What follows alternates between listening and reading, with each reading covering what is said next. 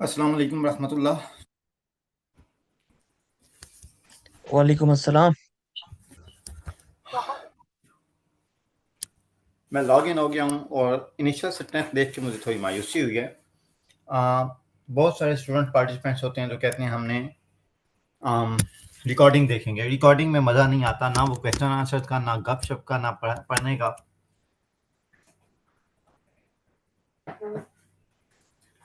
इससे पहले मेरे हर बैच में लाइव क्लास लेने वाले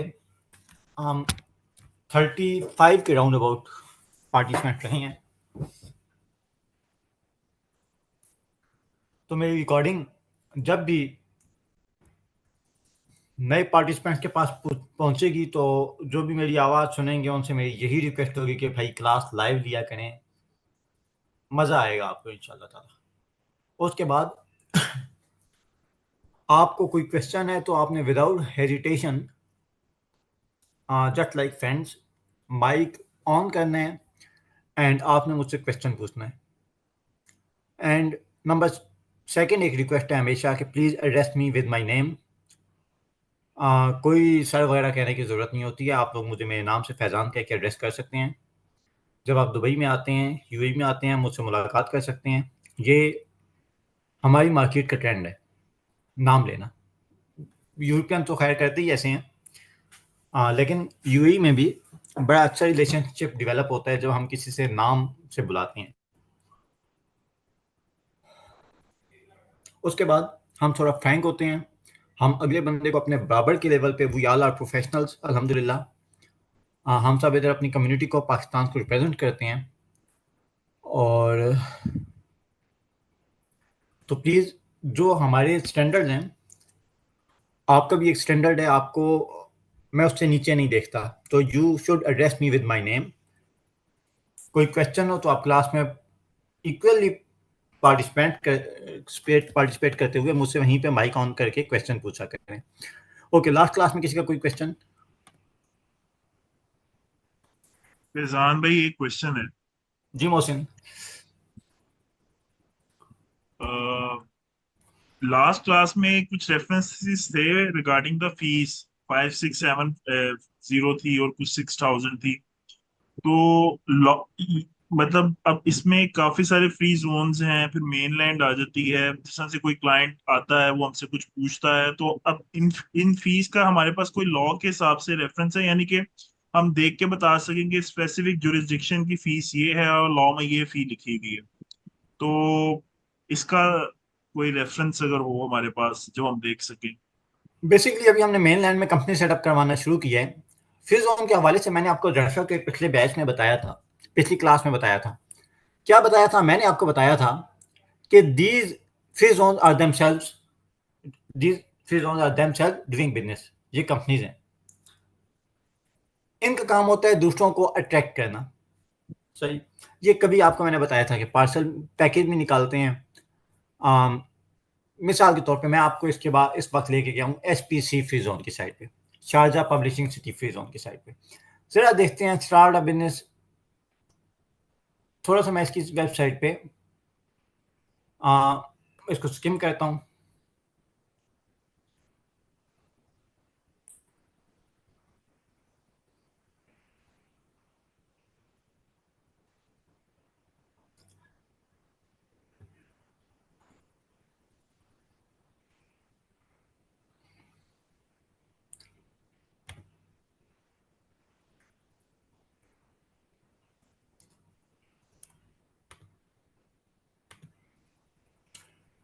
बिजनेस सेटअप पैकेजेस, यहाँ पे बात ओके, ये देखें आप, 1 year licence with zero visa 6 years and 5। ये जरूरी नहीं है 6 years 7 5 हो।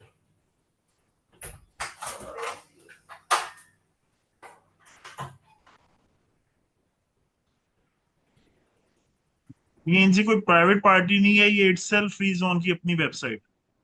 ये इटसेल्फ फ्री जोन की अपनी वेबसाइट है। अब ये लॉ नहीं है। द रीजन बीइंग, अब ये वाली प्राइस चेंज भी हो सकती है। सही। ठीक। ठीक है, इसको आप इस तरह से नहीं कह सकते। अच्छा, अब ये एक और शम्स फ्री जोन है,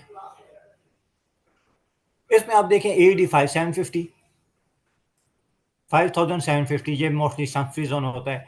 कुछ पैकेजेस होते हैं वो 675 से शुरू हो रहे होते हैं। अब ये फ्री जोन बिजनेस है, कभी कभार इन्होंने सेल लगाई हुई होती है, क्या कहते हैं उसे, ऑफर, आजकल ऑफर चल रही है, सस्ता मिल रहा है लाइसेंस। तो लेट्स सपोज कोई अगर हमसे कोई क्वेरी करता है तो हमें उसकी स्पेसिफिक उस फ्री जोन की वेबसाइट पे जाके देखना पड़ेगा कि आजकल में क्या फीस चल रही है। अच्छा, मैं इसमें एक बात आपको बताऊं जो शायद पहले भी हो चुकी है। यूएई में कंपनी की प्राइस इतनी जल्दी कैलकुलेट कर लेना इज नॉट दैट इजी। उसकी रीज़न क्या है? It depends upon multiple factors. मिसाल के तौर पे किसी ने वीज़ा लेना है तो और प्राइस है, वीज़ा नहीं लेना तो और प्राइस है। लाइसेंस की प्राइस तो आप नॉर्मली उस फ्री जोन की वेबसाइट पे चले जाएं, जो भी आजकल प्राइस चल रही होगी वो आपको मिल जाएगी। अदरवाइज अब मैं, चूंकि मेरी फर्म डिफरेंट फ्री जोन का की चैनल पार्टनर है, तो मुझे तो ये है कि वो अपडेट्स फेंकते रहते हैं, तो it's not hard and fast rule नहीं है कैलकुलेट करने का। ठीक है,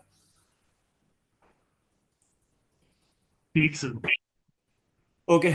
और किसी का नेक्स्ट, किसी का क्वेश्चन?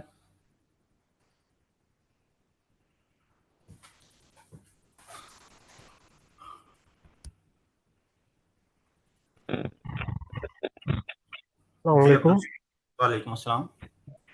जी फैजान भाई, मैंने पूछना था कि जिस तरह आप कह रहे हैं कि फ्री जोन का चैनल पार्टनर होते हैं, जिस तरह आपकी कंपनी उनकी फ्री जोन की कुछ की होगी, इस तरह मेनलैंड में कंपनी बनाते हुए, रजिस्टर्ड करते हुए, जिस तरह पाकिस्तान में ये सिचुएशन है कि अगर आप इंडिविजुअल भी जाके साइन साइन अप करके कंपनी बना सकते हैं, और जब आपके पार्टनर ज़्यादा हों तो एफसीसीपी ने आपको एजेंट बनाया होता है। बीइंग एजेंट भी आप साइन अप करके आप डिफरेंट अपने क्लाइंट की कंपनी एस्टेब्लिश कर सकते हैं। क्या दुबई में भी इसी तरह इंडिविजुअल भी हो जाती है और एजेंट भी रजिस्टर्ड होते हैं वहाँ पे?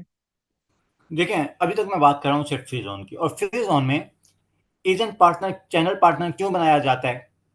क्योंकि मैं एक तरह से अगर बिजनेस कर रहा हूँ, एज अ कंसल्टेंट हूँ, मैं उस फ्री जोन को बिजनेस ला के दे रहा हूँ, मैं उनके एरिया में इन्वेस्टमेंट ला के दे रहा हूँ, इसलिए उन्होंने चैनल पार्टनर बनाए होते हैं, वो वहां से मुझे कमीशन देते हैं।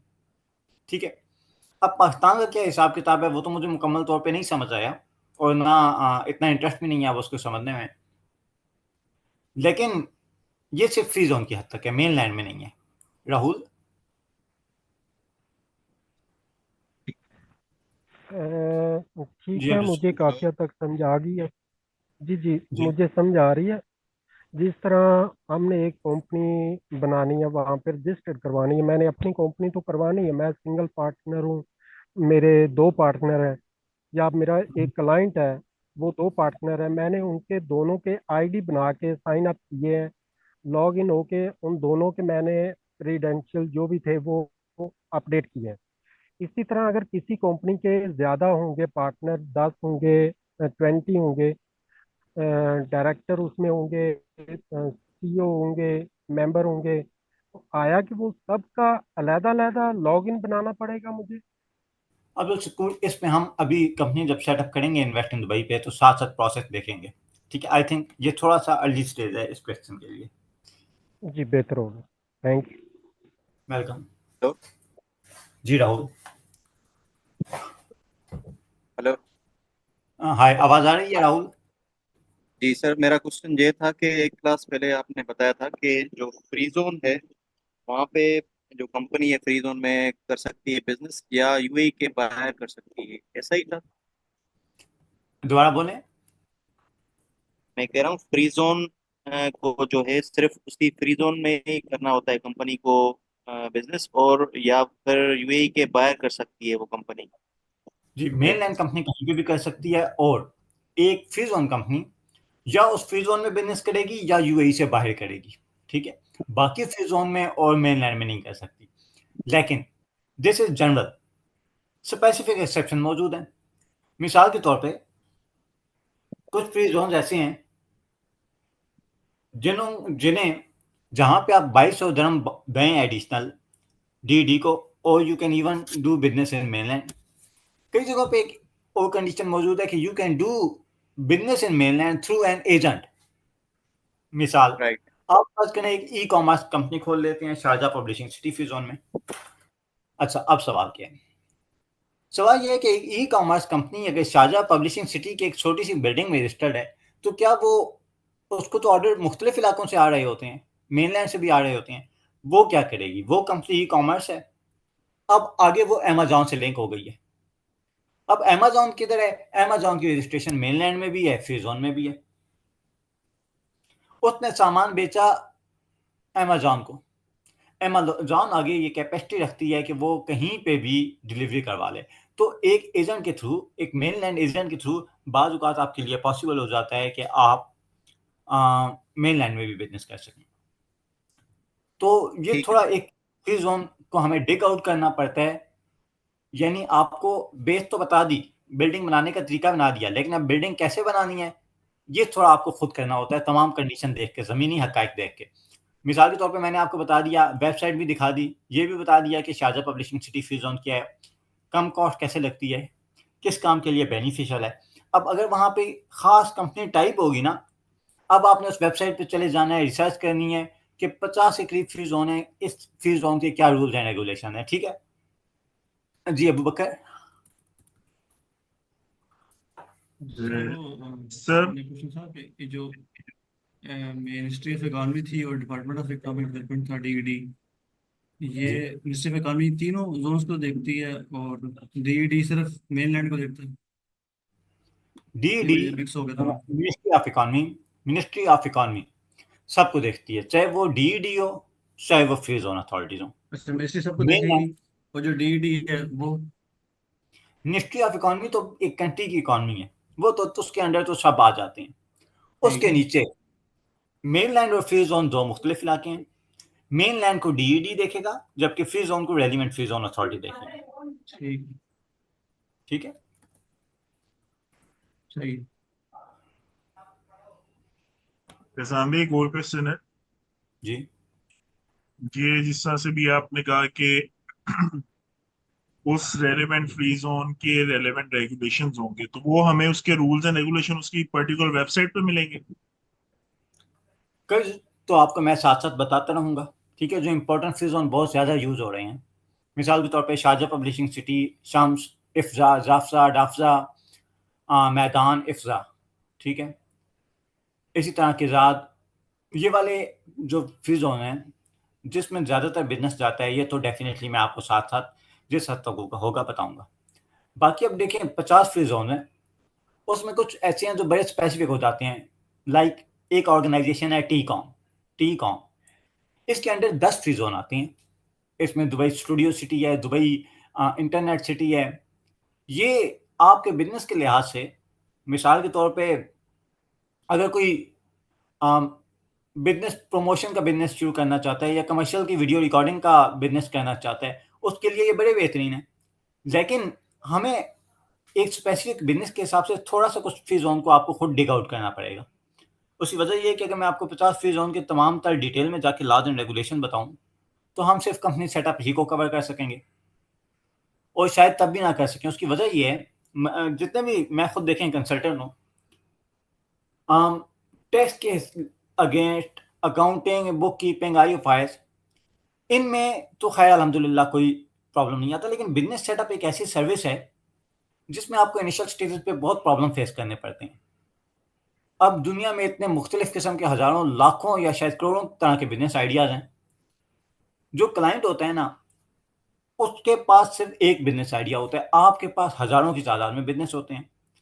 उसने अपनी फील्ड पे, अपने बिजनेस मॉडल पे अच्छी खासी रिसर्च की हुई होती है, और अक्सर वो आपके आके बैठता है, आपको पता ही नहीं होता, वो आपसे, आप उसको इफ्सा का ऑप्शन देते हैं, मैदान का देते हैं, फिर आपको पता चलता है वो एक दुबई स्टूडियो सिटी है, वो इनके लिए बड़ा बेहतरीन है। उसको पहले से पता होता है। द रीज़न बीइंग, उसके पास रिसर्च करने के लिए एक बिल्कुल बहुत माइनर सी, नैरो सी फील्ड है।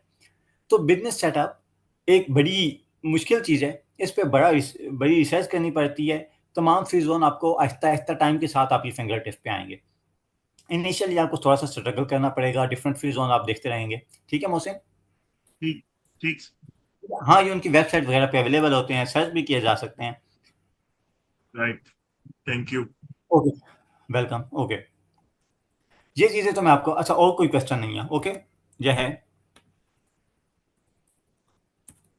ओह दैट्स गुड, पार्टिसिपेंट अब एटलीस्ट 15 हो गए हैं, so I am expecting some good question and good participation.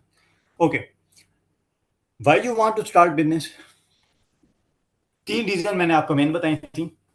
जब भी कोई यूएई में बिजनेस शुरू करना चाहेगा, वो या तो करना चाहेगा बैंकिंग चैनल्स यूज करने की वजह से, या पोटेंशियल कस्टमर टारगेट करने की वजह से, या यूएई को उसने इंपोर्ट एंड एक्सपोर्ट के लिए यूज करना होगा। आपने खुद उसके की इंटेंशन को देखते हुए कि वो किस लिए बिजनेस करना चाहता है, उसका पर्पज आप पूछेंगे। उसके बाद आपने ये देखना है उसके रेलिवेंट क्लाइंट्स कहाँ कहाँ पे हैं। सही? अगर किसी की सैलून है, बाल काटने की दुकान है, वो कहाँ पे खोलेगा? किसी इंडस्ट्रियल एरिया में नहीं, मेनलैंड में। अगर ब्यूटी पार्लर खोलना है, वो मेनलैंड में खुलेगा जहां पे इंडिविजुअल कस्टमर हो। सही? फ्री जोन कंपनी है तो वो उसके रेलिवेंट, जब भी आपके पास कोई क्लाइंट आएगा, आपने सबसे पहले देखते हैं उसके क्लाइंट कहाँ पे पाए जाते हैं। अगर बड़े जबरदस्त किस्म का बिजनेस किसी खास फ्री जोन में चल सकता हो, लेकिन क्लाइंट सारे मेनलैंड में बैठे हों, तो आप उसको मेनलैंड ही सजेस्ट करेंगे, फ्री जोन नहीं करेंगे। और कई दफ़ा ऐसे होता है कि क्लाइंट्स फॉरेन कंट्रीज में होते हैं, तो वहाँ पे आप समझ सकते हैं कि कभी-कभार फ्री ज़ोन भी रेलेवेंट होता है। तो पहला डिसीज़न आपने उससे पर्पज़ देखते हैं, उसका पर्पज़ क्या है यूएई में बिज़नेस सेटअप करने का। सेकंड आपने उससे पूछना है आपके क्लाइंट्स किधर होंगे। ठीक है?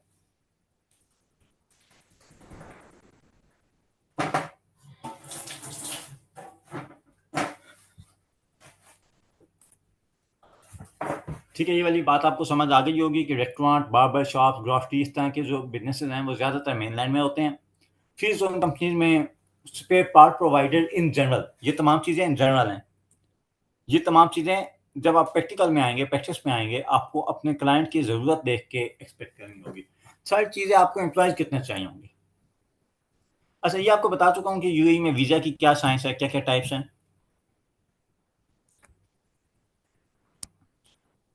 नहीं सर, अभी नहीं बताया आपने। ना करें, visit visa, golden visa, green visa, spouse visa, employment visa, partner visa. Employment visa क्या होता है? मैंने कल की क्लास में आपको ये बताया था कि यूएई यूरोप से डिफरेंट है कुछ सेंस में। यूरोप में एम्प्लॉयमेंट वीजा का आप आपने बताया था कल, ये जैसे आप परमानेंट उस रेजिडेंस की बात करते हैं, पीआर मिल जाती है, जॉब चेंज करो तो कैंसिलेशन नहीं करनी पड़ती है। जी, ये यूरोप का होता है। यूएई में आप एम्प्लॉयमेंट वीज़ा में एक कंपनी पे डिपेंडेंट हैं। पार्टनर वीज़ा में आप एक कंपनी पे डिपेंडेंट हैं। एक कंपनी आपने खोली, इन्वेस्टर वीज़ा उससे निकलवा लिया। आपने 1 साल के बाद कंपनी बंद कर दी। आपको अपना इन्वेस्टर वीज़ा भी आपको कैंसल करवाना पड़ेगा। तो आपका वीज़ा इधर डिपेंडेंट है रेलिवेंट एक्टिविटी से। गोल्डन वीज़ा एक नया इंट्रोड्यूस करवाया गया था। ये 2 साल, 5 साल या 10 साल का होता है। इसको अप्लाई कैसे करना है? Definitely that's beyond our scope of this course. जो गोल्डन वीज़ा है, वो बात 30,000 दरम से ज़्यादा की अगर सैलरी हो प्लस ग्रेजुएशन हो और आपकी सैलरी 6 मंथ से ज़्यादा आपके बैंक अकाउंट में ट्रांसफ़र होती रही हो,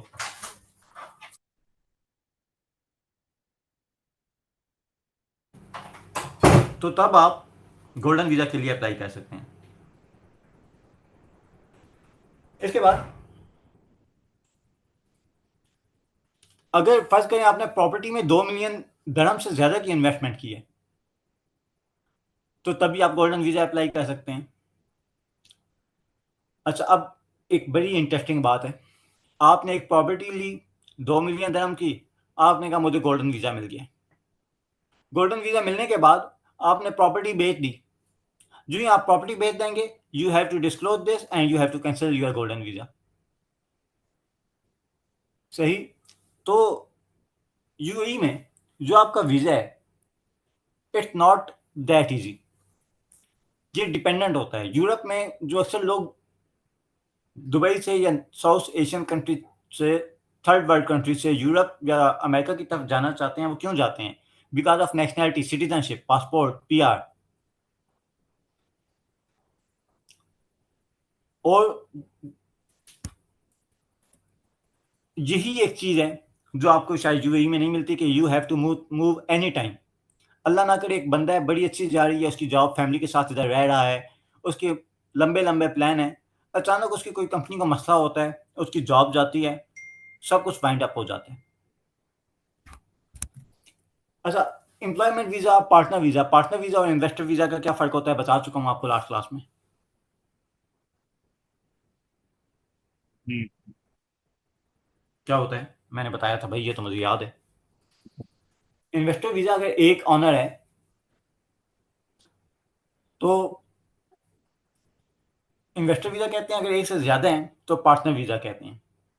स्पाउस वीज़ा क्या होता है? स्पाउस वीज़ा अगर एक बंदा यूएई में जॉब कर रहा है, उसके पास एम्प्लॉयमेंट वीज़ा, एक पार्टनर वीज़ा है उसके पास, उसने अपनी वाइफ को या वाइफ के हस्बैंड को या अपनी फैमिली को स्पॉन्सर करना है, तो जो स्पाउस का वीज़ा लगता है, जो उसकी बेगम का होता है वो स्पाउस वीज़ा होता है, बच्चों का भी स्पॉन्सर वीज़ा लगता है। Green visa just like golden visa, थोड़ी सी इसकी रिक्वायरमेंट लीनियंट है, ये 10 साल का नहीं होता, 5 साल का होता है मैक्सिमम।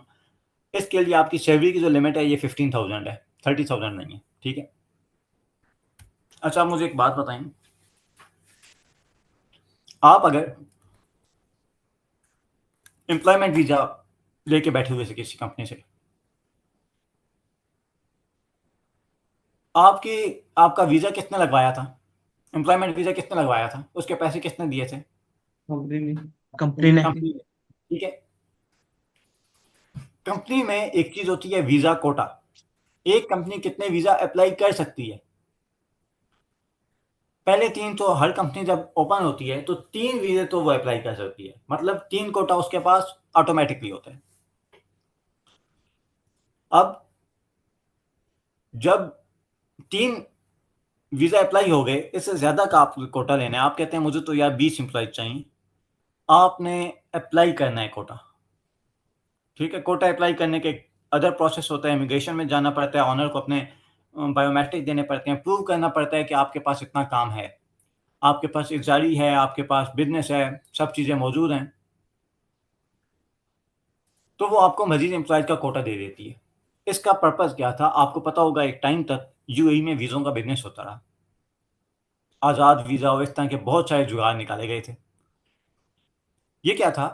फर्ज करें एक बंदे ने इधर कंपनी खोली, उसने कहा कि ये अबू बकर भाई हैं, इनको यूएई में जॉब तो इनके पास है नहीं, यूएई में इन्होंने कोई कंपनी भी नहीं खोली हुई कि बिजनेस कर लें।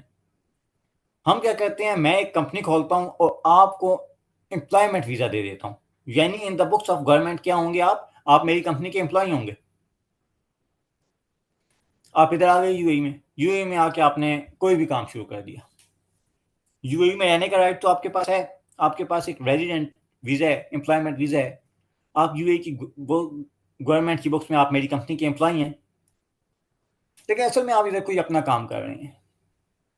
इसमें एक चीज ऐड मुझे लाइक एक कंफ्यूजन है कि वो एम्प्लॉयमेंट वीजे पे बिजनेस एक्टिविटी कर रहे होंगे और मतलब he will be entitled to do that. नहीं, बेसिकली ये नॉट एंटाइटल्ड। उसने फर्ज करें कि कई ने लाइसेंस भी नहीं लिया हुआ, ट्रेड लाइसेंस भी नहीं लिया हुआ, आगे फ्रीलांस सर्विसेज दे रही हैं। कई लोग होते हैं वो आ जाते हैं एसी की ठीक करने वाले, ठीक है, ऐसे ही होते हैं, अपने वीज़ा लिए होते हैं, इन्हें कई जगहों पे फ्रीलांस वीज़ा कहा जाता है, लेकिन वो लीगल फ्रीलांस वीज़ा नहीं होता। In the books of government आप कंपनी के एम्प्लॉय होते हैं। ऐसे कुछ लोगों ने मींस फ्रीलांस वीज़ा कह के बेचा है, किसी ने आज़ाद वीज़ा कह के बेचा है। अब वो आपसे मींस क्या टू से करेंगे? जी, sir means to say they are officially not entitled. जी, ऑफिशियली नॉट एंटाइटल्ड। ऑफिशियली तो आप कह रहे हैं कि मैंने एक ऐसे बंदे को अपना एम्प्लॉय बता दिया जो एम्प्लॉय है ही नहीं। मेरा खर्चा आया था वीज़ा लगाने पे 6,000, मैंने उस बंदे से 10,000 dirham ले लिए, 4,000 dirham मेरा प्रॉफिट हो गया, जेब में डाली। इससे मैंने ऐसे लोगों को यूएई में बुला लिया जो यहाँ पे रहने के एंटाइटल्ड नहीं थे, लेकिन इसको रोकने के लिए उन्होंने कोटा कम कर दिया, ठीक है, इस पर एक्शन लिया और बड़ी स्ट्रिक्ट रिस्ट्रिक्शन लगाई गई हैं आजकल, ठीक है।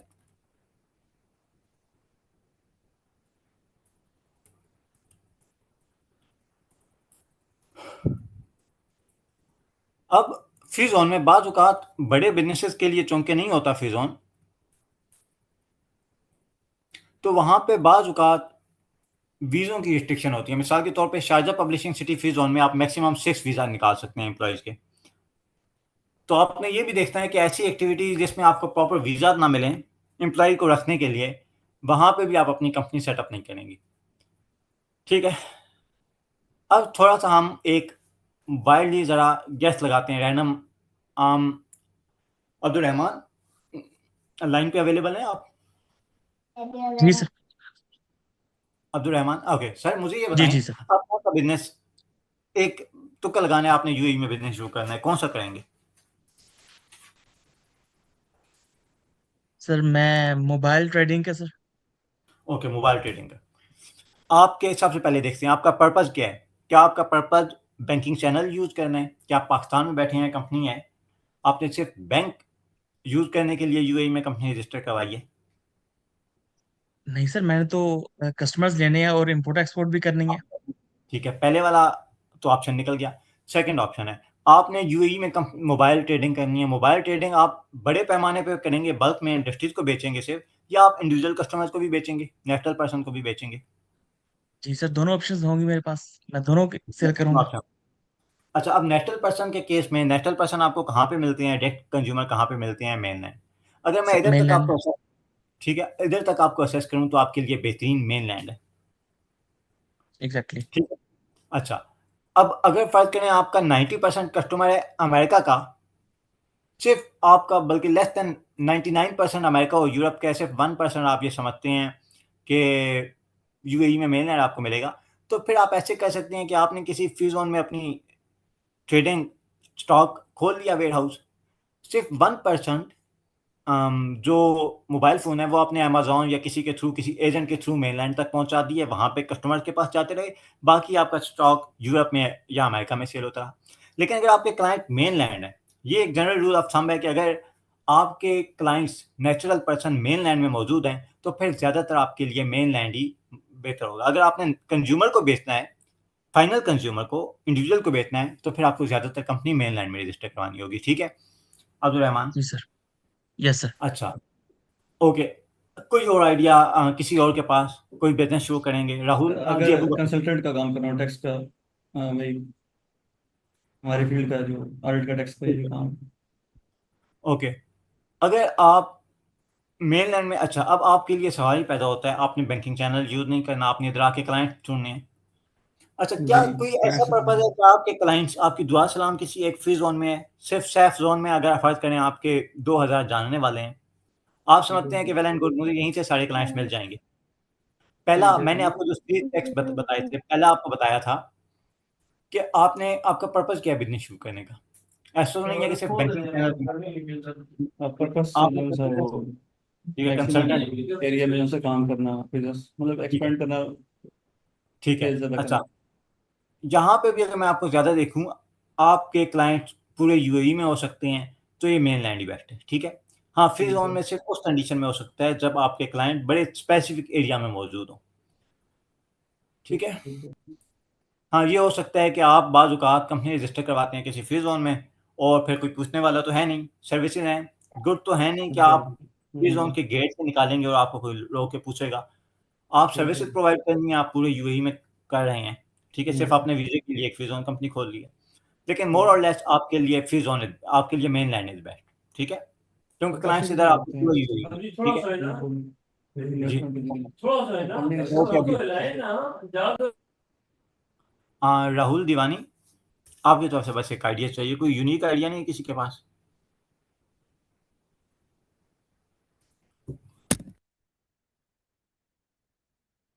Sir logistic and warehousing. Okay, logistics and warehouse, ये एक अच्छा बिज़नेस आइडिया है, इट्स डिफरेंट। अब लॉजिस्टिक्स, हम सबसे पहले, क्या आपने सिर्फ बैंकिंग चैनल यूज़ करना है? क्या आपका काम पाकिस्तान में या दूसरे ममालिक में है, आपने सिर्फ बैंक्स लेने के लिए, बैंकिंग सर्विस लेने के लिए यूएई में कंपनी रजिस्टर करवाई है, ऐसा है नहीं। आपने करनी है logistics and warehousing. Logistics ज़्यादातर आपकी लैंड पे होगी या समुंदर से आने वाली जो चीज़ें होती हैं वो ज़्यादा होंगी?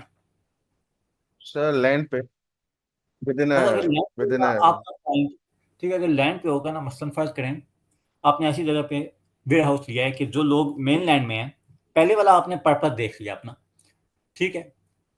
सेकंड चीज आपने देख ली है कि आपका पोटेंशियल क्लाइंट किधर होगा। अगर आपका क्लाइंट ऐसा है कि मेन लैंड पे सऊदी अरब से ट्राले आ रहे हैं, रास्ते में उन्होंने कहीं रुकना है या कहीं पे सामान स्टोर करवाना है, तो फिर तो मेन लैंड चलेगा। अगर फर्ज करें ऐसा है कि आपने आपका जबल अली फ्री जोन में समुंदर साथ लगते हैं, उधर सी पोर्ट है,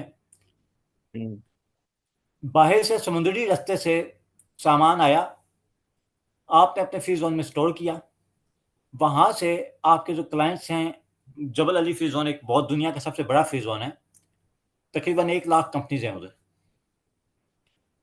अगर आपने वहीं पे बिजनेस वहीं पे जो है वो कर दिया, सप्लाई करना है, वहीं पे आपको अच्छे खासे क्लाइंट्स और कस्टमर मिल जाते हैं, तो फिर आपके लिए वही वाला रेलिवेंट फ्री जोन मौजूद है, उधर ही रखें। उसके बाहर अगर आपने सामान भिजवाना है तो वो किसी इंटरमीडियरी के थ्रू कर सकते हैं। Like Amazon, just like Amazon। अच्छा, अगर जस्ट लाइक अमेजोन करना है तो फिर आप देखें, आप खुद अमेजोन हैं या आप अमेजोन से कनेक्टेड हैं। आप अगर ई कॉमर्स की कंपनी है तो वो तो आप कहीं पे भी कर लें, आप किसी फ्री जोन में वेयर हाउस बना के बैठ जाएं, आपका काम वहां से चलेगा वाया अमेजोन। अमेजोन के टैक्स आएंगे, वो लेके जाएंगे, आपने लेके नहीं जाना। हाँ, अगर आपने खुद लेके जाना है फिर आपको मेनलैंड, क्योंकि आपने पूरे यूएई में बिजनेस करना है अगर, फिर okay definitely you have to choose mainland. Okay. Okay sir. अच्छा, रियल एस्टेट हमेशा मेनलैंड ही में होती है। कई जगहों पे मैदान फ्री जोन होता है use, but other than this it's in mainland, unless कि आपका किसी स्पेसिफिक एरिया में कुछ क्लाइंट्स मौजूद हैं, कुछ कस्टमर्स मौजूद हैं। अच्छा सुहेल, जी सर, सर सलाम सर, इन केस अगर मुझे कोई मैन्युफैक्चरिंग, सर आवाज़ आ रही है सर? हाँ थोड़ी सी बीच सर में। अच्छा सुहेल, जी yes. Sir. Sir in case अगर मुझे कोई मैन्युफैक्चरिंग करनी है, सपोज मुझे टेक्सटाइल या लेदर शूज़ या इस तरह की कोई मैन्युफैक्चरिंग करनी है, फिर इसको अकॉर्डिंगली सप्लाई करना है लोकली भी और इंटरनेशनली भी, तो उसमें फिर मुझे क्या करना चाहिए? अच्छा, जब भी मैन्युफैक्चरिंग की चीज़ आती है ना, आपके लिए फाइनल कंज्यूमर थोड़ा सा कम हो जाते हैं रेलिवेंट। उसकी वजह ये है कि मैन्युफैक्चरर जाके इंडिविजुअल को नहीं ऑफर कर रहा होता कि आप ये लेदर ले लें, नेचुरल पर्सन को बहुत कम, ऑलमोस्ट नहीं बेच रहा होता, ठीक है। जैसे रेस्टोरेंट फाइनल कंज्यूमर को, इंडिविजुअल को खाना बेच रहे होते हैं, आप उस तरह से नहीं कर रहे होते। आपने सिर्फ चंद एक डिस्ट्रीब्यूटर को सामान बेचना होता है और वो आगे पूरे यूएई में कहीं पे भी या यूएई से बाहर भेज सकते हैं। इसमें सबसे पहले आप देखिएगा कि दुबई इंडस्ट्रियल एरिया, ये एक फ्री जोन है, इसकी सारी रिक्वायरमेंट्स चेक कर कीजिएगा कि ये मीट करती है या नहीं। उसके बाद आपने टैक्स इम्प्लीकेशन देखनी है। टैक्स इम्प्लीकेशन कैसे देखनी है, कुछ आप बैठ में जाएंगे तो थोड़ा बेहतर तौर पे समझेंगे कि आपकी जो प्रोडक्ट है, क्या वो आगे बेची जाएगी, उसका कंज्यूमर कौन है। क्या उसका कंज्यूमर ट्रेडर है या इस्तेमाल करने वाली चीज़ है। चलें हम इसमें देख लेते हैं। इसमें हमें ये वाली जो एक चीज़ है मैन्युफैक्चरिंग, इसमें कई जगहों पे आपको फ्री जोन अच्छा मिलेगा। उसकी वजह ये है कि आपके लिए मेन लाइन इतनी रेलिवेंट इसलिए नहीं रही है कि आपने फाइनल कंज्यूमर को चीज़ बेचनी नहीं है। लेकिन सर अगर इसमें आपने, अगर जी, तो इसका इसमें मतलब अगर मैं सर मैन्युफैक्चरिंग करके डिस्ट्रीब्यूटर डीलर जो भी होंगे उनको मैं मतलब फ्री जोन में बैठ के मैं मैन्युफैक्चरिंग करके जो मेन लैंड के डीलर डिस्ट्रीब्यूटर हैं उनको सप्लाई कर सकता हूँ थ्रू या एन करूँ agent, through an agent, yes. Through an agent? जी, मिसाल मैं के तौर पर डायरेक्ट देखें, नहीं कर सकता? आप गेट नहीं कर सकते, लेकिन कोई ओके। इतना मसला नहीं होता, क्योंकि आपने देखें जो मैन्युफैक्चरर होते हैं ना, उसमें 10, 12, 15 डिस्ट्रीब्यूटर रखे होते हैं, बल्कि कहीं इससे भी जी कम। जी। उनके साथ कॉन्टेक्ट किया जा सकता है, नेचुरल पर्सन को आपने बेचना नहीं है। हम्म। लेकिन सर इसमें अगर डिस्ट्रीब्यूटर्स जो हैं, जो भी आप कह रहे हैं, जिस तरह से मेन 10 से 15 डिस्ट्रीब्यूटर्स हैं और उनमें से 5 से 7 डिस्ट्रीब्यूटर आपकी मेनलैंड में रजिस्टर्ड हैं, तो इन दैट केस क्या होगा? अब मैं अगर बात करूं जबल अली फ्री जोन की, तो जबल अली फ्री जोन एक ऐसा एरिया है, ये प्लीज मैंने कहना चार नोट कर लीजिएगा। जबल अली फ्री जोन एक ऐसा एरिया है कि अगर आपका कोई मेन लैंड डिस्ट्रीब्यूटर है तो वो आपके डोर स्टेप पे आके, उसके रूल एंड रेगुलेशन आप देखेंगे, वो आपके डोर स्टेप पे आके चीज पिक करके लेके जा सकता है। तो उसका बाकायदा गेट पास बनेगा, उसकी डिक्लेरेशन बनेगी, आपको थोड़ी बहुत कॉस्ट देनी होगी, वो मैं आपके डोर से, आपकी फैक्ट्री के सामने से सामान उठाएगा और मेन लैंड में बेच देगा। तो इट्स नॉट दैट डिफिकल्ट। तो थोड़े से जो बड़े फ्री जोन है ना, मैन्युफैक्चरिंग जब भी आती है तो जो बड़े फ्री जोन होती हैं उनको खास कर देखा जाता है, एक्सप्लोर किया जाता है। अब इसमें अगर मैं मैन्युफैक्चरिंग में एक और चीज़ ये देखनी होती है, आपका सामान कहाँ से इंपोर्ट होगा, रॉ मटेरियल कहाँ से आएगा। ऐसे हो सकता है आप किसी सी पोर्ट के करीब वाले फ्री जोन में खोल लें अपनी फैक्ट्री, ताकि सामान आए आपको करीब पड़े, ठीक है। और ऐसे भी हो सकता है अगर आपके क्लाइंट्स फर्ज करें वो सारे हैं ही फ्री जोन में, फिर आपके लिए फ्री जोन रेलिवेंट हो जाएगा। जी शादाब। सर अस्सलाम वालेकुम। मेरा सवाल ये है कि पाकिस्तान में मेरा कस्टमर है जो मुझसे पार्ट्स और इंडस्ट्रियल आइटम्स मांगता है। तो मैं दुबई को जो है वो समझे एक तरीके से ऐसा एज अ हब इस्तेमाल करना चाहता हूँ कि मैं पार्ट्स यूएसए से इंपोर्ट करूँ और दुबई लेकर आऊँ और दुबई से पाकिस्तान एक्सपोर्ट कर दूँ। तो इस सिनेरियो में मुझे कौन सा वीज़ा या कौन सी फ्री जोन या मेनलैंड कौन सी चीज़? थोड़ा पहला लाइन में आपकी ठीक से नहीं समझा, आप क्या चीज़ मंगवाना चाहेंगे? मैं पार्ट्स जो है वो यूएसए से इंपोर्ट करूंगा और मुझे असल में जो एंड यूजर वो पाकिस्तान का है, लेकिन मैं वाया दुबई सामान को लेके जाऊंगा। उसकी वजह दो है, एक तो एलसी का इश्यूज है, यानी बैंकिंग चैनल। मैं अपने कस्टमर को मैं ये बोलूंगा कि मेरे पैसे जो है वो दुबई में डालें। तो और लेकिन मेरा काम ये होगा, मैं इसको एक्सपोर्ट कर दूंगा पाकिस्तान के अंदर इस सामान को, लेकिन लूंगा मैं as a via Dubai company. आप अपना पर्पज देखें कि बैंकिंग चैनल यूज करना। जी,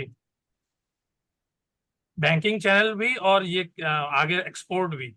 देखिए, अगर मैं $20,000 का सामान लेता हूँ और मैं पाकिस्तान में उसको क्लियर कराने जाता हूँ, वो एलसी और बैंक कॉन्ट्रैक्ट की बात करता है। मेरा डिस्ट्रीब्यूटर, मेरा जो पार्टनर है, जिससे मुझे डिस्ट्रीब्यूशन शिप देती है, वो ये कहता है कि मैं एलसी में डील नहीं करता। तो मैंने अपनी दुबई में कंपनी खोलनी है। आप दुबई में अपनी कंपनी खोलेंगे, ठीक है। सामान बेशक अमेरिका से डायरेक्टली पाकिस्तान आए, ऐसे हो सकता है ना कि कंपनी यूएई की है, कंपनी दुबई की है, वो कहती है अमेरिका में कंपनी को ऑर्डर करती है आप अपना सामान पाकिस्तान भेज दें, हो सकता है ना। आपका मेन पर्पज तो एलसी है, इंपोर्ट एक्सपोर्ट के लिए दुबई की लैंड टच करना जरूरी नहीं है। सही है। आप या मेनलैंड देखें या ऐसा फ्री जोन देख सकते हैं जिसमें कम अज कम कॉस्ट में आसानी से बैंक अकाउंट खुल जाए और कुछ वीजा भी मिल जाए। इतना अगर एक होगा साइनिंग अथॉरिटी बैंक वाली, एक के पास होगी, दो के एक के पास, उस बंदे को रेजिडेंट वीजा आसानी से मिल जाए। सही। क्योंकि बैंक के लिए मैं आपको लास्ट लेक्चर में बता चुका हूँ, लास्ट लेक्चर आपने लिया था ना। जी हाँ, जी हाँ। सिग्नेटरी के पास मेरिट आईडी होनी चाहिए। तो आप एक कंपनी खोल लें, अगर थोड़ी सस्ती खोलनी है, अगर अच्छा आपने रिलायबल खोलना है ना इस काम के लिए, शारजा के फ्री जोन के मुकाबले में दुबई के नाम की क्रेडिबिलिटी ज़्यादा है। बैंक बड़ी आसानी से बैंक अकाउंट खोल देते हैं, प्लस आपको एक वीज़ा चाहिए होगा, वो इंशाल्लाह ताला मिल जाएगा। जी ठीक। तो अगर एक वीज़े के साथ अपनी कंपनी खोलनी है और आपने बैंक अकाउंट को भी इंश्योर करना है, विदाउट वीज़ा होता आपके पास ऑलरेडी दुबई की मेरिट आईडी होगी, तो फिर तो आप शारजा पब्लिशिंग सिटी में रजिस्टर करवा लें, शांस में रजिस्टर करवा लें जो सस्ते हैं। वरना आप दुबई में मैदान में या इफ्जा में करवाएं, उसका फ़ायदा आपको ये होगा कि बैंक अकाउंट आपका आसानी से खुल जाएगा। ठीक है, ओके। ठीक। अस्सलाम वालेकुम सर। वालेकुम अस्सलाम। अच्छा सर, मेरा क्वेश्चन ये है कि क्या अगर हमने कंपनी फ्री जोन में वो रजिस्टर कर दी, हम बैंकिंग चैनल भी फ्री जोन में ही वो सेलेक्ट कर लेंगे या वो फ्री जोन से बाहर सेलेक्ट कर सकते हैं? देखिए, बैंक तो पूरी दुनिया का, पूरे यूएई का यूनिवर्सल होता है, ऐसे नहीं होता कि वो सिर्फ फ्री जोन में है या मेनलैंड में है। Okay okay sir. इससे आगे हम इधर तक मैंने आपके क्वेश्चन को एड्रेस किया था सिर्फ थोड़ा सिचुएशन समझने के लिए। डेफिनेटली ये एक ऐसी कंडीशन है दैट इज सब्जेक्टिव। ये बेसिक रूल्स एंड रेगुलेशन देखने के लिए हम सबको एक्सप्लोर करना पड़ता है बिजनेस को। रूल्स एंड रेगुलेशन क्या हैं, जनरल प्रिंसिपल क्या हैं, वो आपको किसी हद तक नहीं तो काफ़ी हद तक क्लियर हो गए होंगे। हमने चीज़ों को कैसे देखना है, हमने हर बिजनेस को स्पेसिफिक रिसर्च करना है। मैंने आपको प्रिंसिपल बताए हैं, मैं आपको तमाम डिटेल रूल एंड रेगुलेशन नहीं बता सकता। क्यों नहीं बता सकता? इतने सारे बिजनेस हैं, आप देखें आपके माशाल्लाह हर पार्टिसिपेंट ने एक डिफरेंट आइडिया दिए। तो अगर जब भी आप एज अ कंसल्टेंट की पोजीशन में भी होंगे तो ये बड़ा चैलेंजिंग होगा। सबसे पहले आपको क्लाइंट की रिक्वायरमेंट मुकम्मल डिटेल में समझनी होगी, उसके बाद उसके हिसाब से आपको प्लान बनाना होगा। थोड़ा बहुत आपको out of the bound extra mile जाके, आउट ऑफ द वे जाके रिसर्च करनी होगी, फिर क्लाइंट या कस्टमर को आपने सोल्यूशन देना होगा। ठीक है जी फैजान भाई, यहाँ पे एक क्वेश्चन है। हम अपनी कंपनी एस्टेब्लिश करते हैं फ्री जोन में, अगर हमने उसको एक्सपेंड करना हो मेन लैंड की तरफ, तो आया कि वहाँ पे ब्रांच हमें ओपन करनी पड़ेगी या उसको न्यू रजिस्ट्रेशन करवानी पड़ेगी? मैं आप लोगों से कहता हूँ अक्सर कि आपने कुछ पॉइंट मेरे नोट करने हैं, और ये वाला अगेन नोट करने वाला पॉइंट है। एक free zone company main land में अपनी ब्रांच ओपन नहीं कर सकती। ठीक है, तो वो कैसे एजेंट के थ्रू ही काम करेगी? नहीं, सेपरेट कंपनी रजिस्टर होगी, ब्रांच नहीं होगी रजिस्टर। अच्छा जी, थैंक ओके,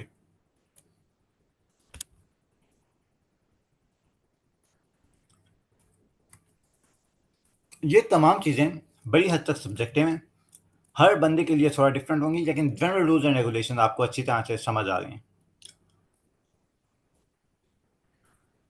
अच्छा, अब हम आ जाते हैं इन चीज़ों को, कैटेगरी ए बी सी को मैं अभी आपको डिवाइड नहीं कर रहा। उसकी वजह यह है कि ये रूल्स एंड रेगुलेशन चेंज होते रहते हैं।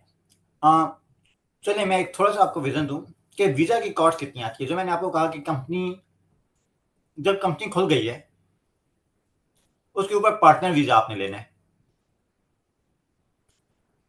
नोट डाउन कीजिएगा, आपकी नॉर्मली कॉस्ट नॉर्मली जो कॉस्ट होती है वो ऐसे होती है कि अगर आप इनसाइड हैं, ये तो मैं आपको बता चुका हूँ कि वेरिएशन होती है। अगर आप यूएई के अंदर हैं तो आपकी कॉस्ट कम होती है, यूएई के बाहर हैं तो कॉस्ट ज़्यादा होती है। अगर बाहर होंगे तो इसकी कॉस्ट 1100 से 1200 dirham के दरमियान आएगी, depending upon nationality and other thing. Inside होंगे तो आपकी कॉस्ट 500 के राउंड अबाउट आएगी, 525 समथिंग। ठीक है, इसके बाद अगर आप यूएई के अंदर हैं तो स्टेटस चेंज होता है, उसकी कॉस्ट तकरीबन 600 dirham तक है।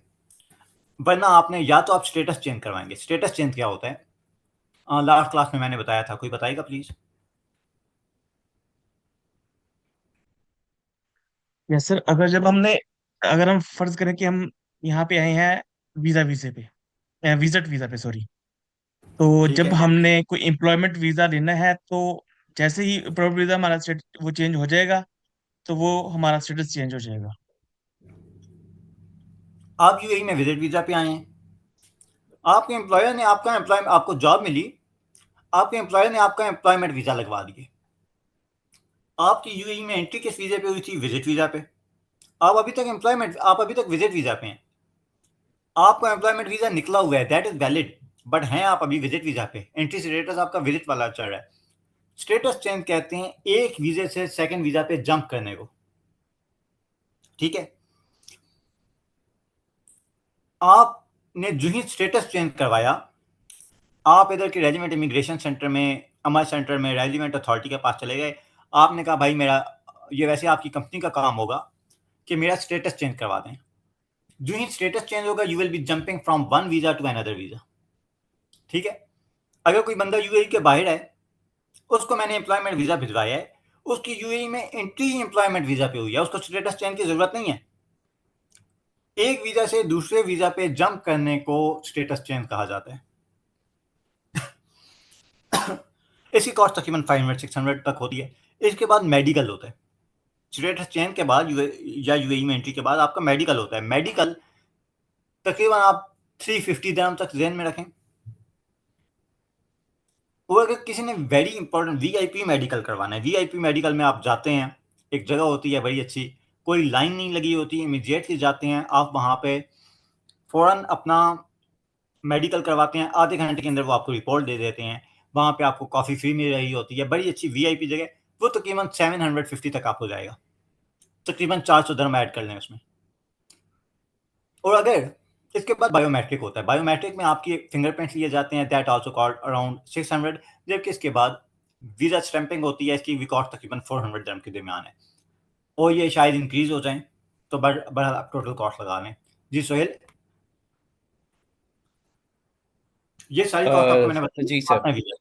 जी सर सोहेल। इसमें एम्प्लॉयमेंट वीज़ा, जिस तरह हम विजिट वीज़ा से कन्वर्जन हो गया, आपका एम्प्लॉयर ने आपको हायर किया और कन्वर्ट करा दिया आपका एम्प्लॉयमेंट वीज़ा में, तो इसका कोई ड्यूरेशन होता है, कोई एक्सपायरी होती है, या जब तक आपका जॉब चलता रहता है तो आपको कोई रिन्यू वगैरह कराने की ज़रूरत नहीं पड़ती है? मतलब जब तक एम्प्लॉयर को कोई एतराज़ नहीं है, वो आपका जॉब ख़त्म नहीं कर रहा, तो आप मतलब कंटिन्यूसली चला सकते हो इसको, ऐसा कोई है, या इसमें कोई फर्दर आपने रिन्यूएबल या कुछ चेंजेस करनी होती हैं? वीज़ा मैक्सिमम एम्प्लॉयमेंट वीज़ा 2 साल का होता है। अच्छा, लेकिन अभी मैंने जो आपको कॉस्ट बताई है ना, ये सारी एम्प्लॉयमेंट वीज़ा की हैं, ठीक है? सॉरी, पार्टनर जी। वीज़ा की हैं, ठीक है? अच्छा, तो तो एम्प्लॉयमेंट ये वीज़ा दो मैक्सिमम साल 2 का साल। होता है। मैं आता हूँ ज़रा, जी, जी। अब मैं आने लगा हूँ एम्प्लॉयमेंट वीज़ा पे। अच्छा सोहेल, ये एक जी जनरल सर। चीज़ है कि ये 2 साल का होता है। कुछ फ्री ज़ोन 1 साल का भी ऑफ़र करते हैं, कई फ्री ज़ोन से 6 मंथ का भी निकल आता है, लेकिन मैक्सिमम 2 साल का होता है। किसी ज़माने में ओके। 3 साल का पार्टनर वीज़ा होता था, बट अब वो भी 2 साल का कर दिया। Partner visa. ओके, जी, जी। जी, तो पार्टनर या इन्वेस्टर का वीज़ा होता है, इसकी मैंने अभी कॉस्ट बताई हैं। अगर मैं ओके। बात करूँ एम्प्लॉयमेंट वीज़ा के प्रोसेस में, उसमें थोड़ी-सी कॉस्ट ज़्यादा जाती है, 5000 दिरहम तक एक वीज़ा की कॉस्ट जाती है, ठीक है? और ये कंपनी के मिक्स पे डिपेंड करता है। मिसाल के तौर पे मैंने हायरिंग करनी है, मैं सारे एक ही नेशनैलिटी रख लेता हूँ, वीज़े की कॉस्ट महँगी होती जाएगी। अगर मैं डाइवर्स कर लेता हूँ, कंपनी की कैटेगरी होगी अगर कैटेगरी 2, इसमें मैंने डाइवर्सिटी रखी हुई है, मिक्स नेशनैलिटी रखी हुई हैं। अगर मैं सारी एक नेशनैलिटी हायर कर लेता हूँ, सारे वो नेशनैलिटीज़ के लोग हायर कर लेता हूँ, जो ऑलरेडी यूएई में मौजूद हैं, पाकिस्तान, इंडियन, बांग्लादेश, तो मेरी कंपनी की कैटेगरी 3 हो जाएगी, मुझे वीज़ा महँगा पड़ेगा। इसका पर्पज़ क्या है? यूएई की गवर्नमेंट डाइवर्सिटी को प्रमोट कर रही है, डिफरेंट नेशनैलिटीज़ को प्रमोट कर रही है।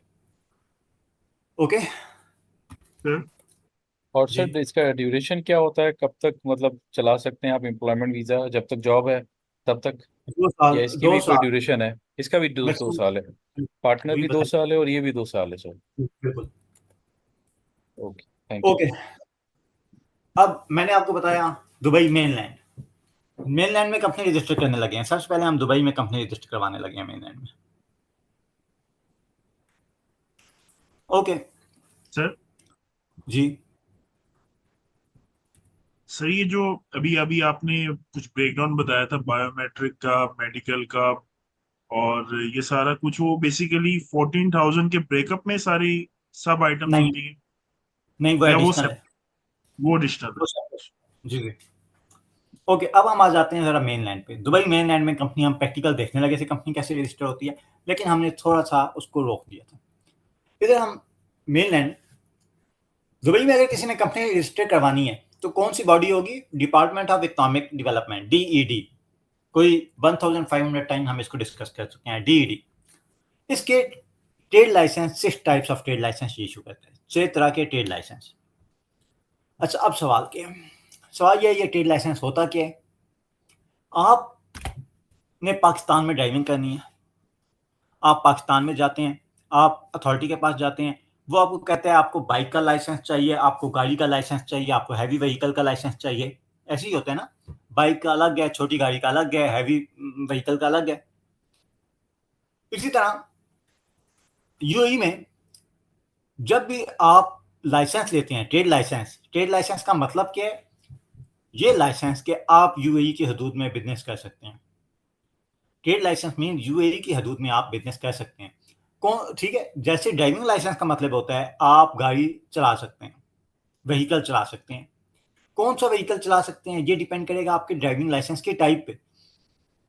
वो बाइक का है, गाड़ी का है। अब हम देखते हैं जरा ट्रेड लाइसेंस को। ट्रेड लाइसेंस मीन्स आप यूएई में ट्रेड कर सकते हैं, बिजनेस कर सकते हैं। कौन सी सा बिजनेस कर सकते हैं? आपके पास कौन सा ट्रेड लाइसेंस है? अगर आपने जरा इन सबकी टाइप्स को एक नज़र देखिएगा, सबसे पहले मैंने लिखा हुआ है इंडस्ट्रियल लाइसेंस। आप किसी को जाके कहते हैं कि मैंने मैन्युफैक्चरिंग करनी है लेदर की, जैसे अभी एक पार्टिसिपेंट ने बोला भी था, हमने लेदर की मैन्युफैक्चरिंग करनी है। आपका लाइसेंस किस में आएगा? इंडस्ट्रियल में, कमर्शियल में, क्राफ्ट में, टूरिज्म में, एग्रीकल्चरल में या प्रोफेशनल में? इंडस्ट्रियल। इंडस्ट्रियल में। जी इंडस्ट्रियल में इसका आएगा ना सर? जी एग्जैक्टली इंडस्ट्रियल में आएगा। ट्रेडिंग करनी है तो कमर्शियल में आएगा। डिपेंडिंग अपॉन यूर एक्टिविटी, आपके लाइसेंस को 6 हिस्सों में 6 कैटेगरीज में डिफाइन किया गया है।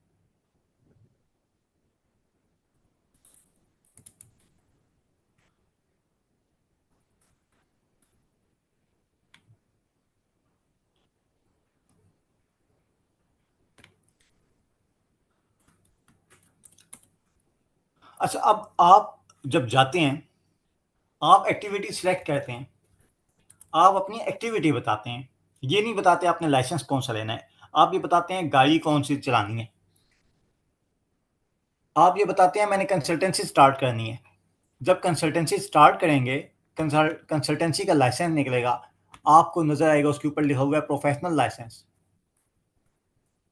आप ट्रेडिंग का कोई काम करना चाहते हैं, जैसे अभी एक पार्टिसिपेंट ने बोला था कि वो कोई चीज़ ट्रेड करेंगे फ्रॉम यूएसए टू पाकिस्तान, सिर्फ बैंकिंग चैनल के लिए।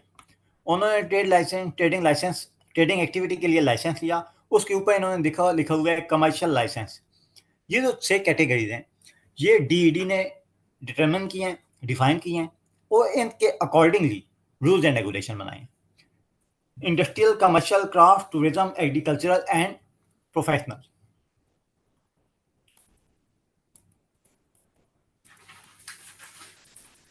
अच्छा, ये तो आप इजीली समझ सकते हैं कि इन लाइसेंस की अफादियत क्या होगी। इंडस्ट्रियल आप समझ सकते हैं, मैन्युफैक्चरिंग का कोई भी काम होगा आप बता सकते हैं इंडस्ट्रियल में होगा। इसी तरह कमर्शियल लाइसेंस होगा, उसमें ट्रेड, इंपोर्ट, एक्सपोर्ट टाइप की चीज़ें आ जाती हैं। क्राफ्ट में कोई ऐसी जो पर्सनल एफर्ट होती है ना, फिजिकल एफर्ट से आप इंडिपेंडेंटली कोई इंडिविजुअल कोई यूनिक किस्म के आइटम बनाते हैं, पेंटिंग वगैरह आ गई। टूरिज्म लाइसेंस, शिपिंग हो गई, प्लेजर की एक्टिविटी टूरिज्म में आ जाती हैं। एग्रीकल्चरल एक्टिविटीज़, आपने कुछ उगाना है, फसल काश्त करनी है। प्रोफेशनल लाइसेंस, आपने कोई प्रोफेशनल सर्विस से देनी है। ठीक है, यहाँ तक किसी को कोई कंफ्यूजन? कोई स्टूडेंट पार्टिसिपेंट ये कहे कि चीज़ें कॉम्प्लिकेट हो रही हैं या टफ हो रही हैं?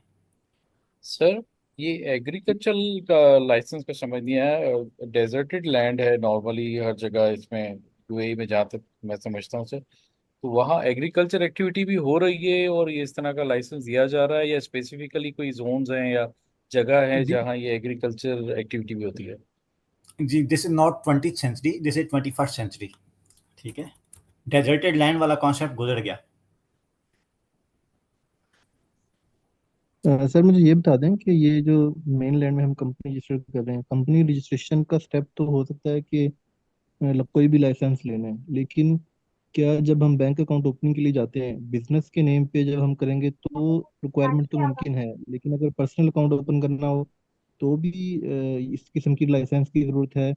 और कंपनी अकाउंट नहीं ओपन करने के लिए नहीं, देखिए, आप अगर ये लाजमी है या नहीं एम्प्लॉयमेंट, लाजमी, इसके बारे में आप एम्प्लॉयमेंट वीज़ा पे हैं तो आपका बैंक अकाउंट आसानी से ओपन हो जाता है।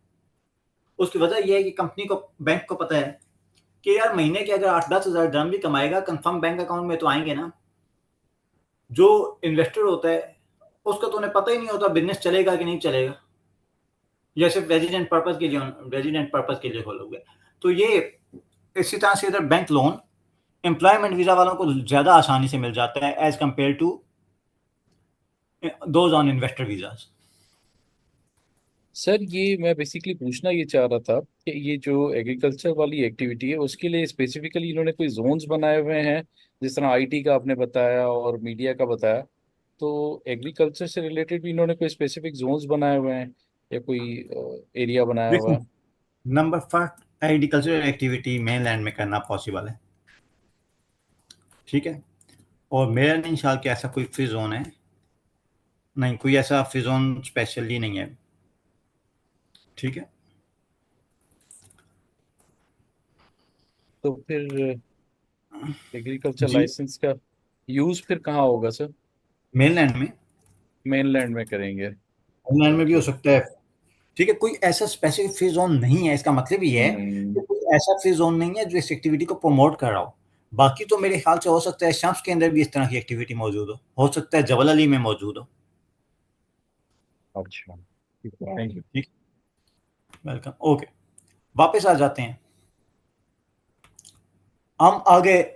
app.invest.dubai.ae, ये हम क्या कहने लगे हैं? हम कंपनी खोलने लगे हैं। कहाँ पे कंपनी खोल रहे हैं? मेनलैंड में। Mainland.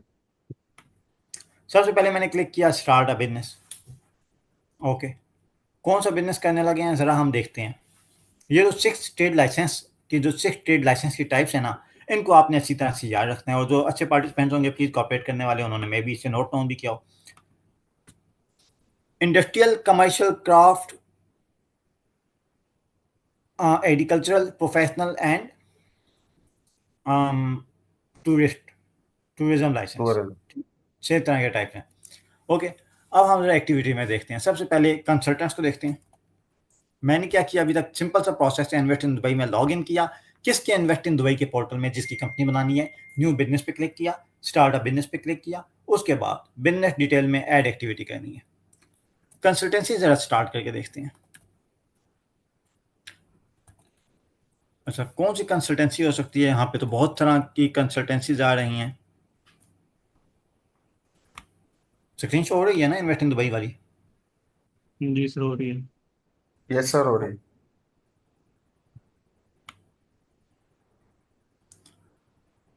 कौन सी कंसल्टेंसी करना चाहते हैं सर? टैक्स वाली? अकाउंटेंसी और टैक्स की। टैक्स कंसल्टेंट के नाम से एक, ठीक है। अच्छा, टैक्स कंसल्टेंट के नाम से एक एक्टिविटी मिली।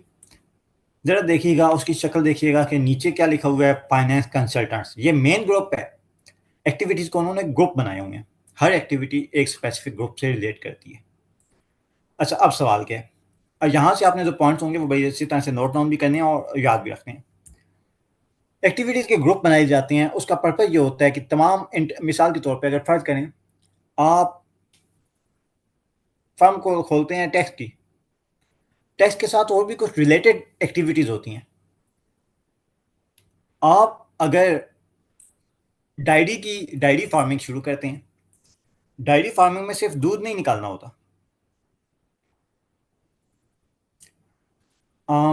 मुझे पहले जो है वो एक स्टूडेंट हैं, अगर ये मुझसे बात कर सकें please. How do you get access to this portal?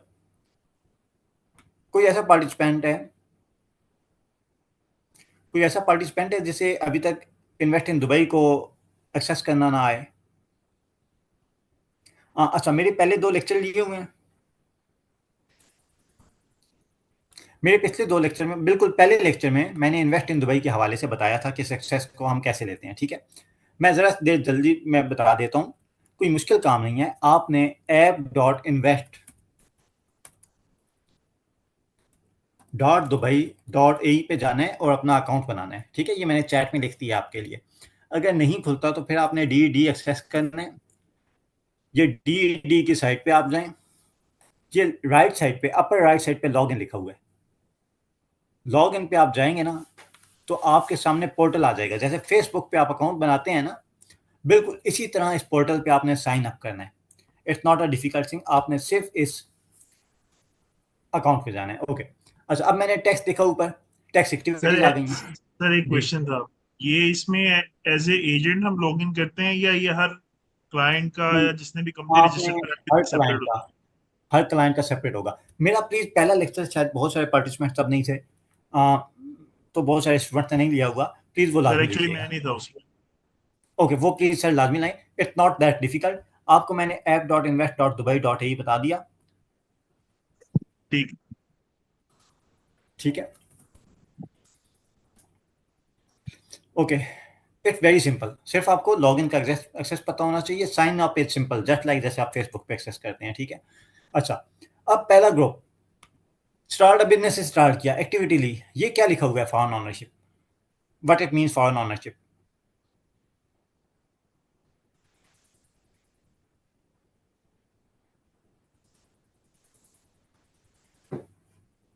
कह रहे हैं 51% ownership of UAE partner is not requirement.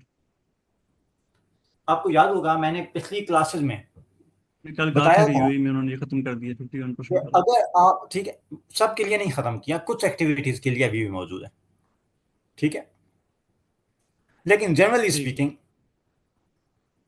जहां पे भी फॉरेन एक्टिविटी ऑनरशिप लिखा हुआ है इसका मतलब है 51% ownership of UAE partner is not required, ठीक है। अगर मैं इसे डिलीट करूं, मैं इधर लिखता हूं ऑडिटिंग ऑफ अकाउंट्स, क्या यहां पे कुछ लिखा आ रहा है फॉरेन एक्टिविटी?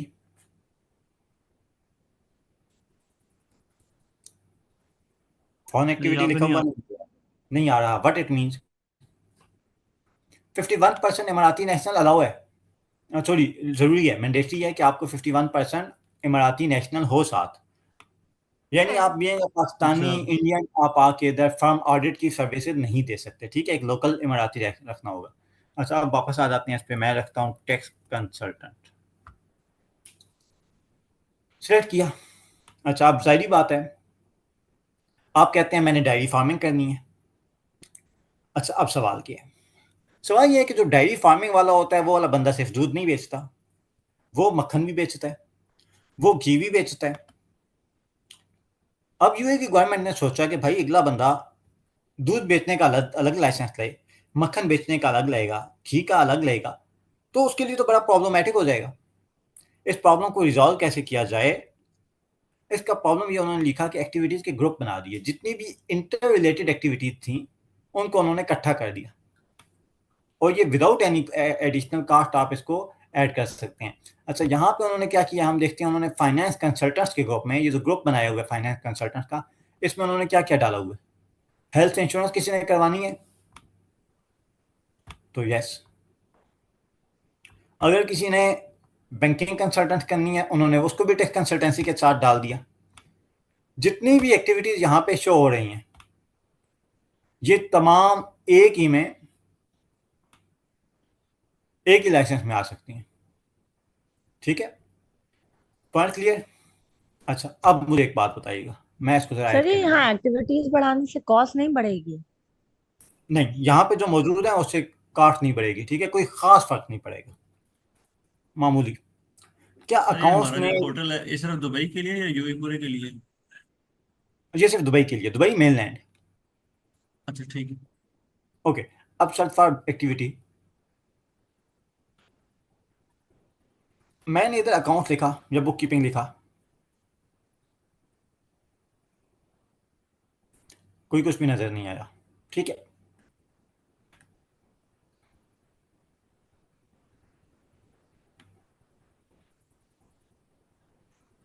क्यों नहीं नजर आया, इसको उसने इंटर रिलेटेड एक्टिविटी नहीं समझा,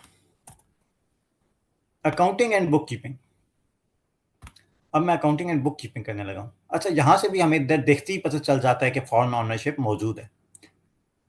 मैंने देखा था कि जब मैं टैक्स कंसल्टेंट लिख रहा था तो तब अकाउंटिंग एंड बुक कीपिंग का ऑप्शन नहीं नजर आ रहा था। क्यों नहीं आ रहा था, ये कौन सी एक्टिविटी है, किस ग्रुप में है, अकाउंट्स में, ठीक है। अब ये तमाम एक्टिविटीज एक इसमें आप देखें जो अकाउंट्स बिलिंग सर्विस प्रोवाइडर है या ऑडिटिंग ऑफ अकाउंट्स है, सिर्फ ये 3 एक्टिविटी डाली जा सकती हैं।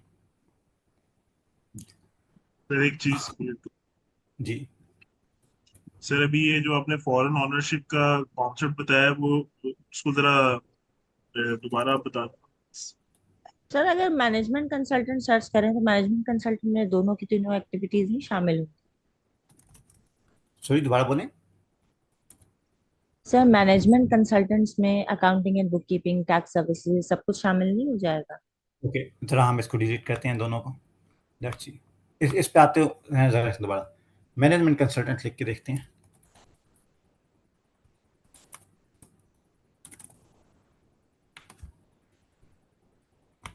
आपके सामने उसकी एक डिस्क्रिप्शन आ रही है, include providing administrative consultancies and study to organisation to improve their performance. यहाँ पे थोड़ा कट क्या आ रहा है, अगर मैं इसको करूँ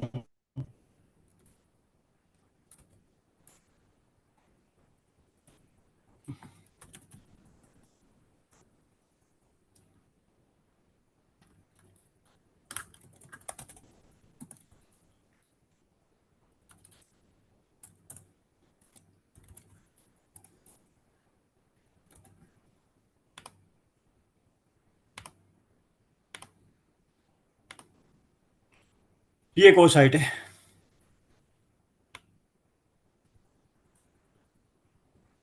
सर्च बिजनेस एक्टिविटीज में क्या, अब जरा मैं देखता हूँ।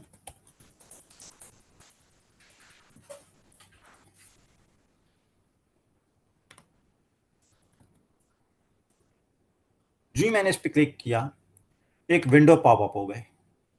इस पे क्या लिखा आ रहा है, मैनेजमेंट कंसल्टेंसी में क्या क्या आता है।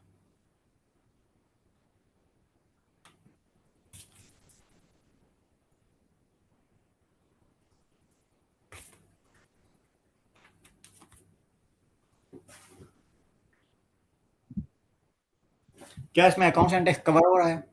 नहीं, इसमें कवर नहीं हो रहा। नहीं हो रहा, ठीक है, अनफॉर्चुनेटली नहीं हो रहा। ठीक है, हमें सिर्फ टैक्स, हमें वही सिलेक्ट करना होगा।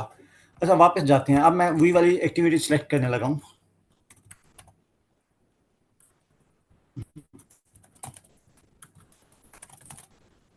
Accounting and book keeping, select activity. क्या इसमें फॉरेन ऑनरशिप मौजूद है?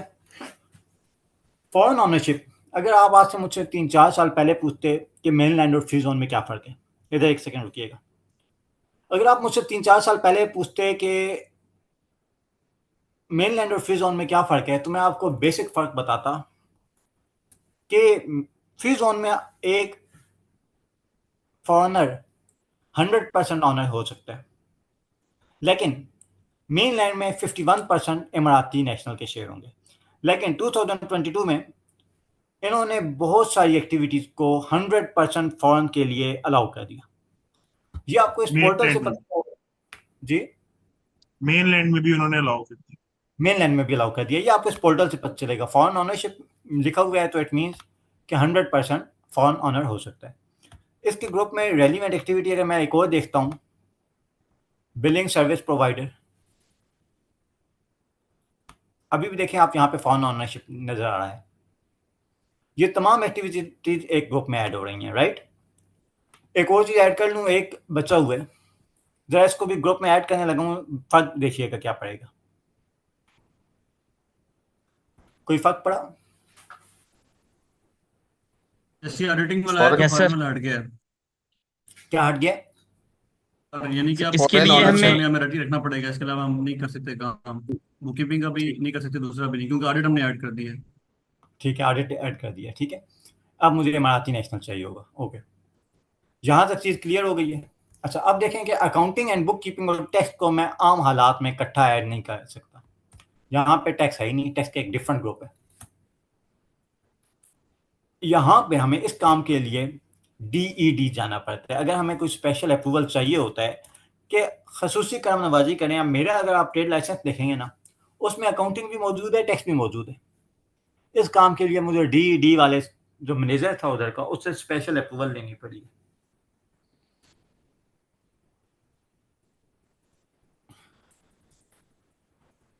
ठीक है, okay. Accounting and bookkeeping ली, आपको अगर स्पेशल अप्रूवल ले लें तो फिर आप कर सकते हैं। फैज़ान अली अब्दुल अजीज, ये कौन है? ये मैं हूं। अगर मैं कोई और ऑनर ऐड करना चाहूंगा, प्लीज तवज्जो से सुनिएगा, इधर मैं भी उसकी सिर्फ नेशनैलिटी ऐड करूंगा। ये क्यों ऐड किया जाता है? ये इसलिए कि सिस्टम असेस कर सके कि कहीं इमाराती नेशनल है या नहीं है। ठीक है, इस स्टेज पे सिर्फ मुझसे दूसरे पार्टनर की नेशनैलिटी पूछेगा और ये बताएगा कितने ऑनर हैं, कितने पार्टनर हैं। अभी के लिए मैं इसको डिलीट कर रहा हूँ, सिर्फ एक पार्टनर के साथ आगे बढ़ने लगा हूँ। ओके, एक्टिविटी कौन सी चूज की है मैंने?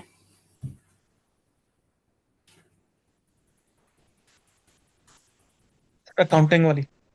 अकाउंटिंग वाली। कितने पार्टनर हैं? एक। उसका ताल्लुक है पाकिस्तान से, ठीक है। हाँ जी, कौन कौन सी मेरे पास ऑप्शन आ रहे हैं? सर सिर्फ दो। तो एक सोल एस्टेब्लिशमेंट है, एक limited liability company single owner है। LLC। अभी तो हमने ट्रेड लाइसेंस की टाइप पढ़ी है, यहाँ से हम लीगल टाइप भी पढ़ने लगे हैं कि बिजनेस कितने टाइप के होते हैं। ठीक है, लेकिन आज के लिए इतना ही। लीगल टाइप से एक डिटेल टॉपिक है, यहाँ तक याद रखना है। इधर से आगे इंशाल्लाह ताला बढ़ेंगे। सर वैसे सर आप अगर थोड़ा आगे का क्वेश्चन ना हो मेरा, मतलब मैं क्वेश्चन करता हूँ, जैसे अभी आपने लाइसेंस लिया हुआ है, इसकी कितनी कॉस्ट पड़ी होगी? एनुअली आपको कुछ पेमेंट करनी पड़ती है हर साल मतलब? As a rule of thumb, जो आपके ट्रेड लाइसेंस की कॉस्ट पहले साल आती है, उससे मैक्सिमम 3,000 दिरहम अगले सालों में आ सकती है। वो 3,000 दिरहम किस केसेस में आ सकती है, ये हम आगे पढ़ेंगे। ठीक है सर।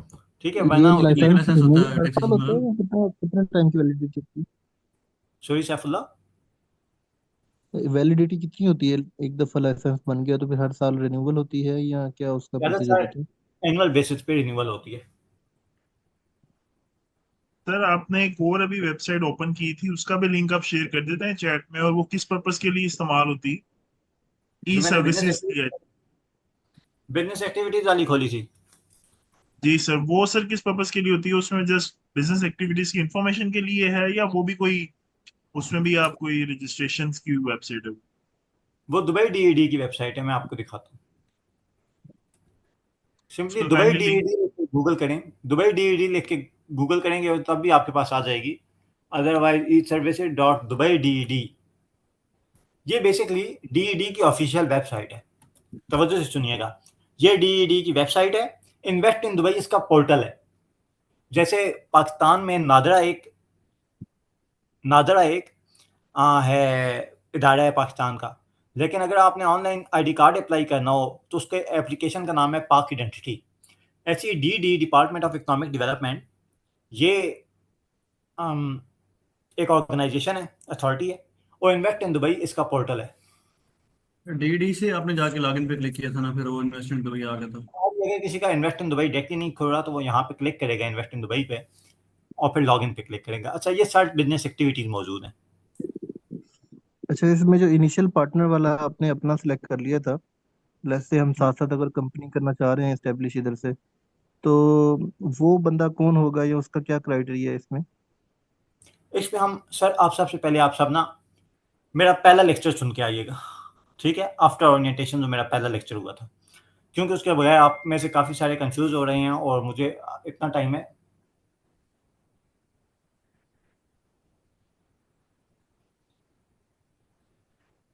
किसी का कोई सर आपकी क्वेश्चन? आवाज नहीं आ रही।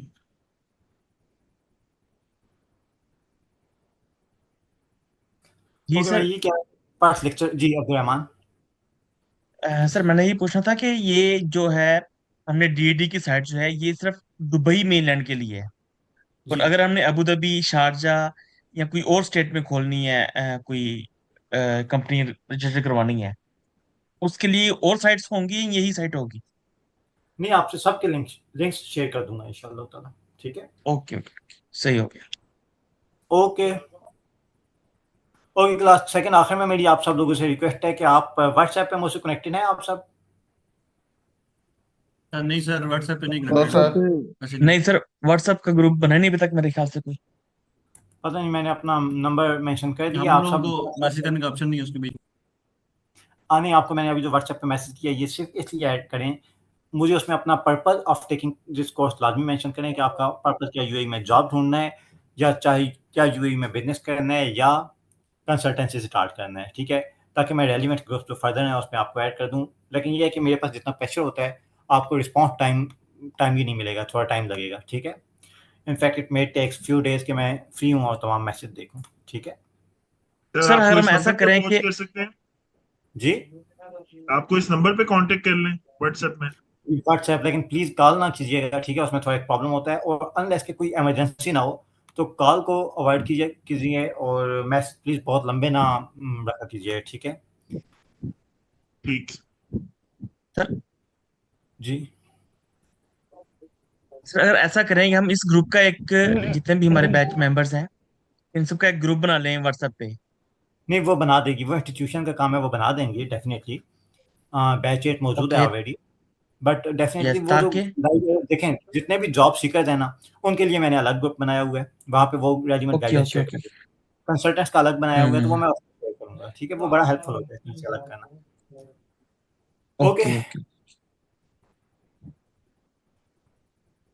ओके, एंड प्लीज़ अपनी मतलब है स्ट्रेंथ यही रखिएगा, जो आए हुए हैं वो प्लीज़ मेरी आगे भी गुजारिश है कि लाइव क्लास लेते रहें। Any question? सर मेरा एक नो क्वेश्चन है, मेन एक्टिविटी के बाद जो एडिशनल एक्टिविटी थी वो ऐड करना लाजमी है ट्रेड नहीं लाइसेंस लेने के लिए? नहीं, आप चाहें तो सिर्फ दूध बेचते रहें, आप साथ मक्खन ना बेचें, घी ना बेचें, कोई मसला नहीं है। मेरा क्वेश्चन ये था कि अगर वो ऐड ना करें तो वो फिर हम काम नहीं कर सकते ना? जी बिल्कुल। Okay sir, thank you. Sir ये आप जो शीट्स में स्लाइड्स आप बनाते हैं बड़े बड़े, ये आप कुछ नोट तो करते हैं, लेकिन ये स्लाइड्स भी आप शेयर करेंगे फ्यूचर में, या अगर इस पे डाटा अच्छा लिखा होता है? ये मैंने मैसेज शेयर कर दूंगा। ठीक है sir, thank you. Okay class, thank you. Okay okay class, thank you sir, thank you. Thank you sir. Okay sir, thank you so much, Allah हाफिज। अल्लाह हाफिज़।